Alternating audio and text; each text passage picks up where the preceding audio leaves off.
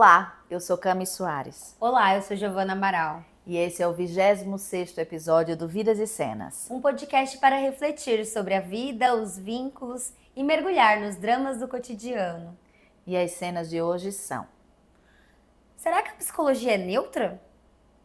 supervisora, quando um paciente vem com um discurso discriminatório, um discurso de ódio, faz parte do meu papel como psicoterapeuta ajudar ele a refletir sobre isso? Hoje o episódio é um pouco diferente, né, Cami? Sim, hoje nós vamos falar de responsabilidade social.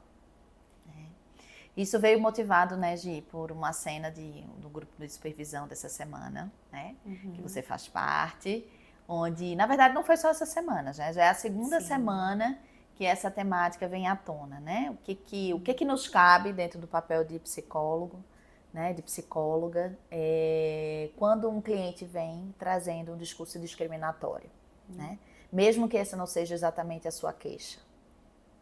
Pois é. E é interessante que dá pra gente já abordar tanto essa responsabilidade coletiva, mas também explicar como que funciona o trabalho do psicólogo, né?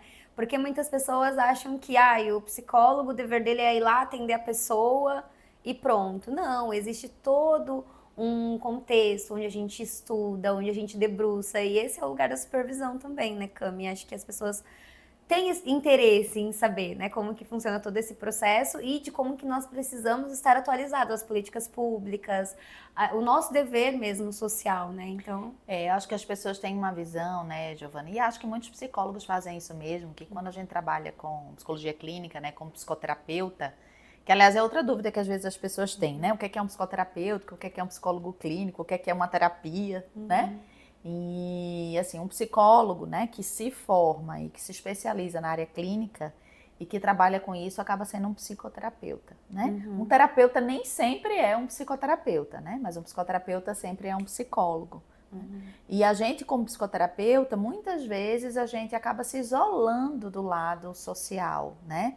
A gente vai para os consultórios, a gente vai para as clínicas, tem abordagens que tratam mais do indivíduo isolado do seu contexto social e dos seus vínculos e acaba que fica distante desse lado da responsabilidade social e de qual é o nosso dever como psicólogo diante da sociedade, que não é o caso do psicodrama, né, Giovana? Muito pelo contrário, né? O psicodrama é muito do social, a gente tem que estar atento e a gente sabe como que o que acontece lá fora interfere diretamente no indivíduo, né? Então, é muito interessante a perspectiva do psicodrama, que foi uma das coisas que mais me chamaram a atenção e me fizeram, eu já falei isso no primeiro episódio, me fizeram escolher o psicodrama exatamente por não ter essa neutralidade que muitas vezes é imposta na psicologia, né? A faculdade inteira a gente sempre ouviu que não pode se relacionar com o paciente, que tem que ter uma postura distante, que tem que ter uma postura, né, profissional. Então, para você ser um bom terapeuta, você tem que se isolar quase do mundo, né? Como se uma postura profissional fosse isso, né? É muito estranho. Hoje eu volto assim e relembro de algumas coisas, né? Que eu acredito que também hoje mudou muita coisa, né? As pessoas estão se atualizando mais, estão estudando os contextos relacionais com mais assertividade, assiduidade também. Então acho que tem mudado um pouco essa perspectiva da psicologia. Mas, um tempo atrás, como as bases das universidades sempre foi muito psicanalítica, né? E tem esse lugar do analista, né? Esse distanciamento, deixa o paciente lá, enfim. E esse lugar somente de escuta e não... claro, Interação, né? sem interação e não pode saber nada da minha vida, não pode saber o carro que eu tenho, não pode saber onde que... Enfim, sabe? Essas coisas assim bem reservadas, né? Como se o psicólogo não pudesse ter uma vida até... fora do consultório, porque até teve uma aula na faculdade que eu lembro que a professora falou assim, você não vai ficar saindo para festa assim onde seus pacientes vão estar. E hoje, ouvindo isso, como assim, né? Eu não vou por conta do paciente, eu vou porque eu tenho uma vida. Então, acho que isso também aproxima, né? E mostra que nós somos humanos. Então, o psicodrama, ele chegou na minha vida e me conquistou por conta disso. Eu não preciso ser neutra, porque eu não sou neutra. Não tem como eu não me envolver com a história do outro. E não significa que eu vou pegar tudo pra mim e que eu vou querer resolver tudo. Não, significa que eu quero sentir, que eu quero estar no encontro com o outro para que ele possa realmente se sentir visto, né? Isso é diferente, gente, de a gente misturar os papéis, Com né? certeza. E é diferente de um psicólogo que vai usar o espaço terapêutico muito mais para falar dele do que de você, tá? Que a gente sabe que isso acontece, né, Giovana? A gente recebe clientes contando narrativas, né, de profissionais que às vezes não conseguem estabelecer bem os limites, né? Mas você saber o seu papel, né, ajuda, inclusive, a poder você estar mais disponível nesse encontro, né? E você falou do primeiro episódio, eu acho que é importante resgatar de lá também, que o psicodrama, né, a utopia moreniana que a gente fala, ela passa por uma transformação social, né? Sim. Os primeiros trabalhos de Moreno em grupo, eles são em grupos sociais, né? Com prostitutas, né? Com escolas, né, de moças, né? Internatos, no pós-guerra. Sim. Então, o próprio psicodrama, ele se desenvolveu dentro de um berço de transformação social. Então, quando a gente fala de utopia moreniana, a gente fala da transformação social. Então, não tem como a gente falar de responsabilidade social também sem pensar isso a partir do psicodrama e sem pensar na nossa responsabilidade para contribuir para essa transformação social. Sim. Né, Gi?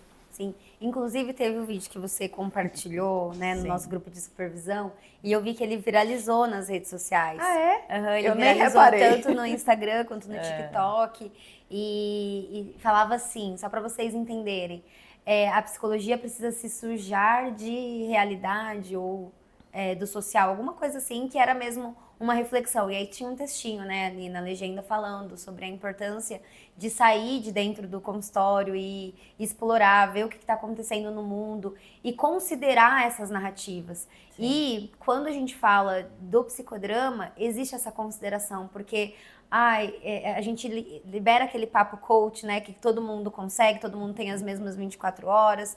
E não, gente, nós precisamos olhar o indivíduo com a sua história, com o seu contexto. E quando eu vi lá, né, se sujar de social, do que está acontecendo, né, do coletivo, é você sair um pouco da caixa, sair do consultório e ver o que está acontecendo lá fora, o que está acontecendo no mundo.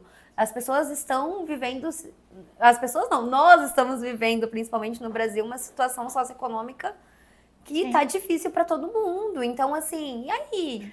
E não é negando as nossas diferenças que a gente vai conseguir ajudar a lidar com as diferenças, né, Gi? Sim. Mas mesmo assim, gente, quando esse tema surgiu, né, na supervisão essa semana, a gente se colocou num lugar de questionamento, né? Até onde que ia nosso papel e até onde que não ia o nosso papel ali com um indivíduo, né, que estava trazendo, ou alguns indivíduos, algumas situações onde esse discurso discriminatório apareceu no consultório.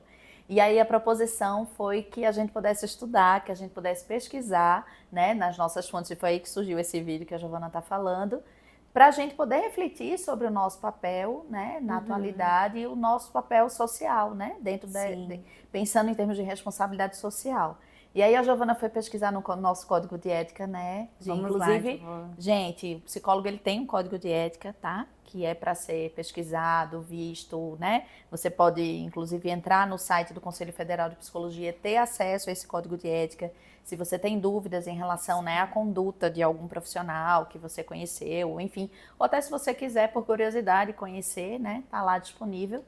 E aproveitando, antes de ler aqui o que eu vi no código de ética, você, enquanto paciente, enquanto cliente dos serviços de psicologia, você tem o dever e você tem a possibilidade de pesquisar se o profissional que está te atendendo, ele é regulamentado, porque a gente vê aí a pampas, né?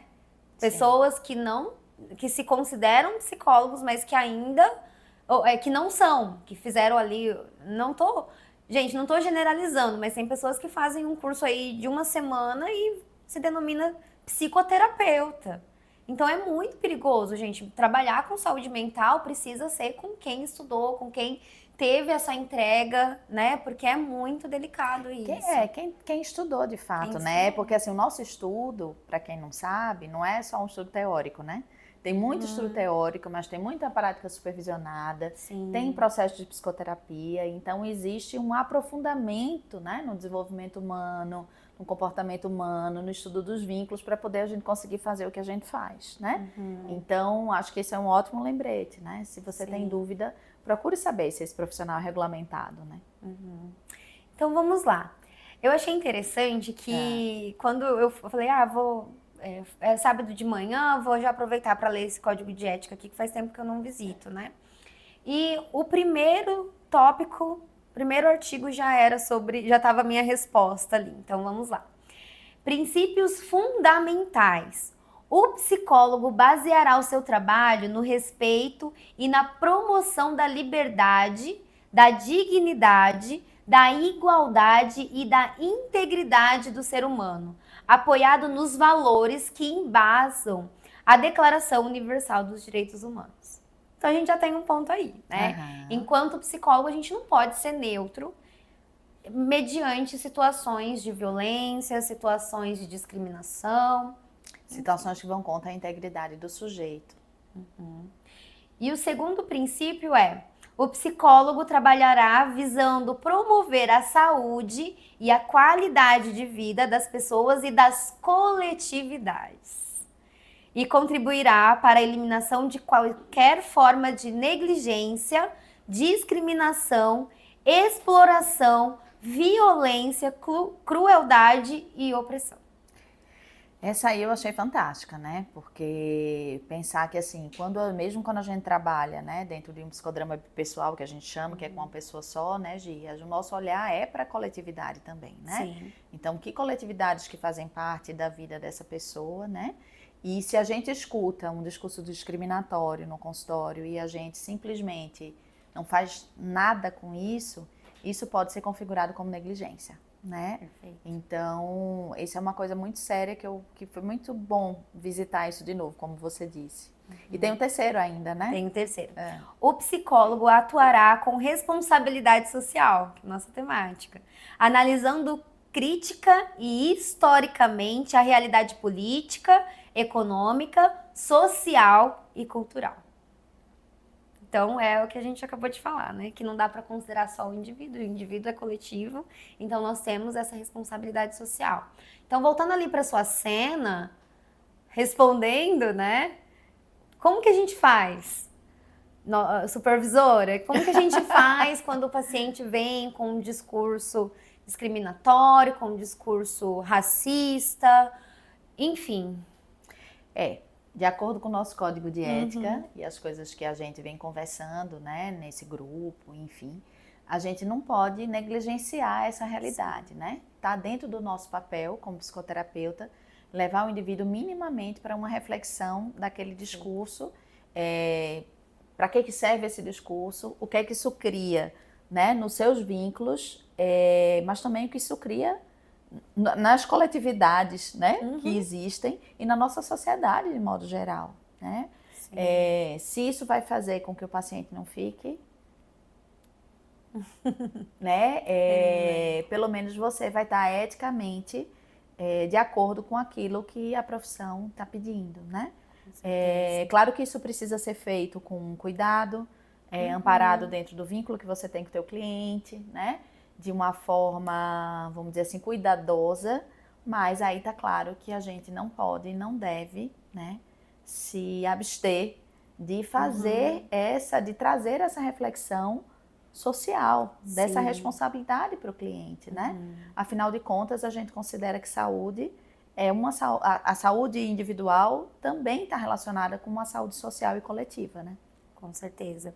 Eu fico pensando que na minha prática clínica, eu sempre tive esse olhar que eu preciso fazer com que o outro reflita sobre aquele discurso, sobre o que está falando.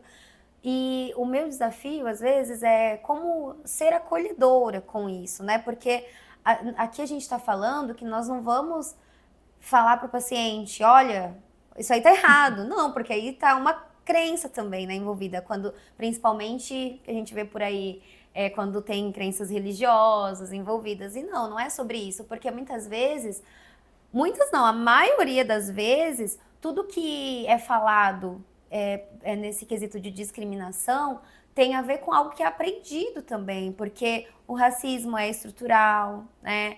As violências, os preconceitos, é uma coisa da sociedade. Muitas vezes, até nós, né, acabamos passando e transmitindo essas pequenas violências de forma imperceptível. Então, trazer a reflexão, acolhendo e não apontando, porque, né, o paciente que está ali, ele às vezes nem está se atentando àquilo que ele está trazendo. Então, a ideia é que, minimamente, traga uma reflexão para que juntos a gente possa psicoeducar, né?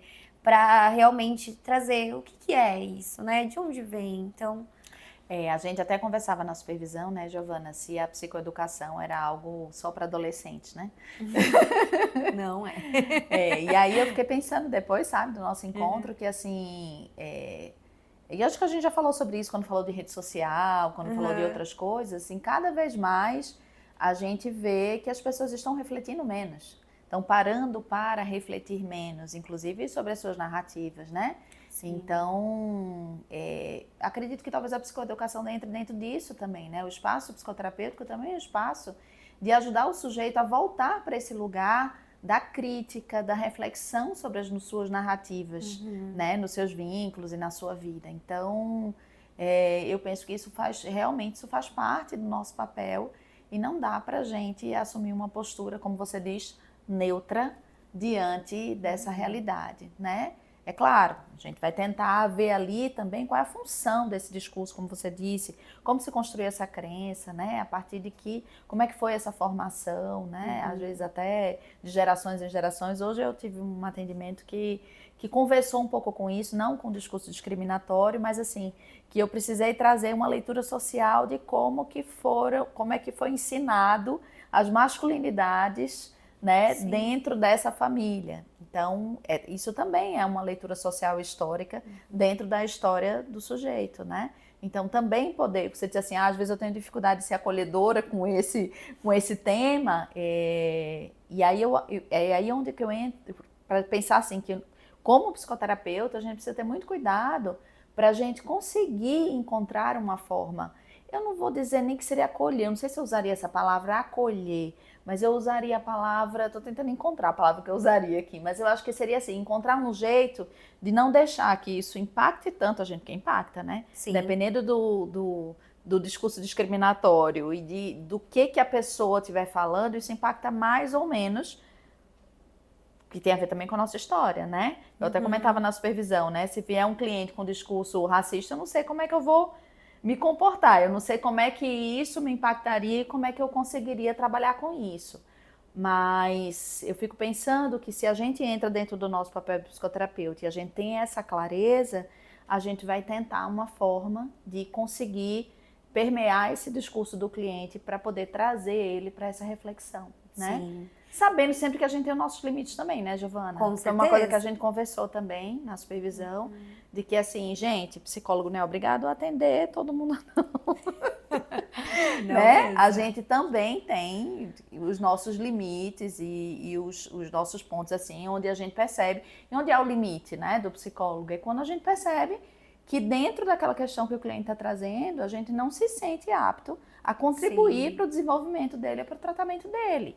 E entra num ponto que um dos princípios também da psicologia é o não julgamento. Então, a partir do momento que eu entro num julgamento, para eu não reproduzir uma violência com o meu cliente, eu preciso encaminhá-lo, né? Para não entrar também em contradição com a minha prática, né? Então, isso é respeitar os limites. Quantas coisas, né? Do papel do psicólogo, não é só os 50 minutos, né? Não, de jeito nenhum. E cada vez mais a gente está sendo mais convidado para se posicionar nesse sentido, né? Esse discurso e essa, como você falou do vírus, né, que viralizou e tal, cada vez mais a gente como psicólogo está sendo convidado para se posicionar politicamente, essa é uma forma de posicionamento, né? E se posicionar dentro da nossa ética, né, Giovana? E para mim o psicodrama, ele se alinha muito com isso e por isso que eu achei importante que a gente pudesse trazer esse tema aqui hoje. Sim, e foi importante mesmo, até para vocês entenderem qual que é o papel do psicólogo diante das questões sociais, né? Então, nós temos sim uma responsabilidade. E aproveitando já deixa para falar para você que tem insegurança em fazer psicoterapia, que já pensou, mas nunca teve coragem, não deu esse primeiro passo. Ai, como que eu vou contar da minha vida para um desconhecido? Nós temos, né, o código de ética e por isso que você precisa procurar um profissional que você tenha ali esse alinhamento, né? Esse alinhamento no sentido de gostar mesmo, né, do profissional, porque eu falo que tem que dar um match também, né? Não é com todo mundo que você vai conseguir, mas você precisa tentar, tá? E nós temos o código de ética que é realmente esse sigilo, então nós vamos trabalhar sempre com esse cuidado com a sua história, né? Então... É muito importante pensar nisso, né? Eu me lembrei aqui agora, tem a ver e não tem a ver, que hoje também no atendimento um cliente olhou para mim e falou assim, nossa, você se diverte, né, com o seu trabalho. Aí eu falei assim, é porque eu gosto do meu trabalho, né? Uhum. Então eu diria assim, procure psicoterapeutas que se divertem com o seu trabalho. Muito bem. Né? Que estão... que gostam, que estão realmente identificados com aquilo que fazem, né? Acho que isso é muito importante também para que o processo consiga fluir bem. É isso. Então é isso, né? Esse foi o 26º episódio do Vidas e Cenas. Se você gostou do conteúdo, deixa sua curtida. E se fez sentido para você, se você acha que pode ajudar alguém, compartilhe. E olha, todas as quartas-feiras teremos novos episódios, então inscreva-se no canal. É isso. Tchau, tchau. Até mais. Até mais.